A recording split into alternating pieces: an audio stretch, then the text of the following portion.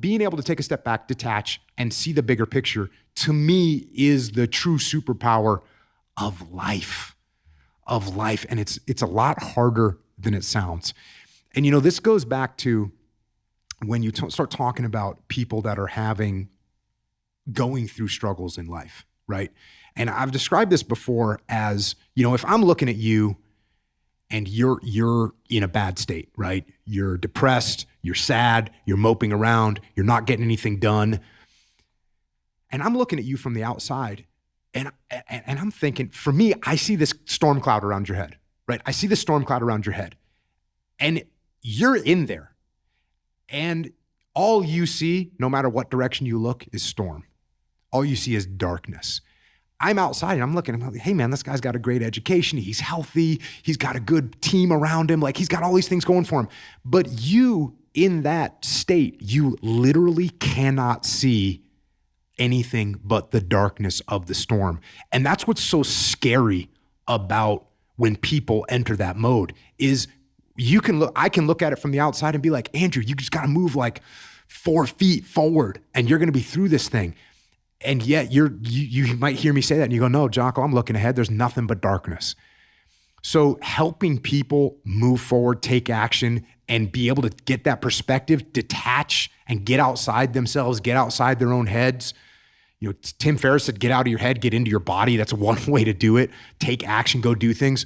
But it's very scary. And I'm sure you've had this experience where you're talking to someone that you know, and they're bogged down in whatever problem it is, whatever stress they're under.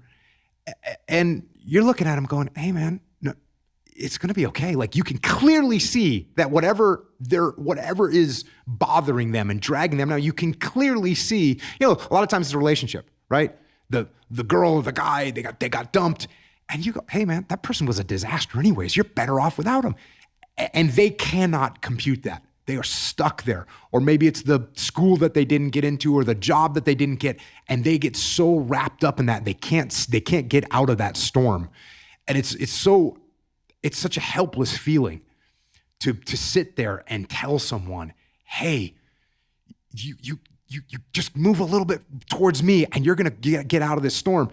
And it's so much easier said than done. And that's why trying to engage with people and trying to give people that superpower of detachment where they can take a step back and say, you know what, you're right, man. That girl, she wasn't who I really thought she was. I should move on. Yes. But easier said than done. And that's one of the biggest challenges I think that we have as friends and in parents and teammates is helping people learn to detach, learn to see the bigger picture, learn to see that the problem that you have, that your whole world is actually not that big of a deal. When I've written a bunch of kids' books, and one of the things that triggered me to write kids' books is realizing that, one day my daughter came home. It's my oldest daughter, and she came home from school, and she's like, she says, I'm stupid. I said, what do you mean you're stupid? I'm stupid. I'm dumb. Why do you think that? No, whatever grade it is when you're supposed to know your times tables. I don't know my times tables. I said, well, how much have you studied? She kind of gave me the confused look. What do you mean studied? I said, have you studied yet? Have you made flashcards to learn them? And she didn't. She hadn't. She thought she should just know them. From, the teacher went over what they are. Now she should know them like some other kids in the class did. And so I'm sitting there going, oh yeah, cool. We'll just, we'll make some flashcards. And she made flashcards and she learned her times tables in 45 minutes and we were good. But what struck me was, to me, I was like, oh, no big deal. To her, it was her whole life. And then I got to see that with my other kids. Somebody said something to them in the recess yard. And I'm like, oh, screw that kid. They don't know don't worry about them. But when that's their whole world. And that, unfortunately, doesn't only apply to kids, it applies to adults as well. And they get this problem in their world that seems so insurmountable and so massive because that little ecosystem that they're stuck in is their world, and they run into this problem in that. and it's disruptive in that world, and they don't know how to get out of it. You know, I did a podcast talking about these ecosystems that people get into, right? And there's all these ecosystems. You're in an ecosystem. We're both in a shared ecosystem of podcasting.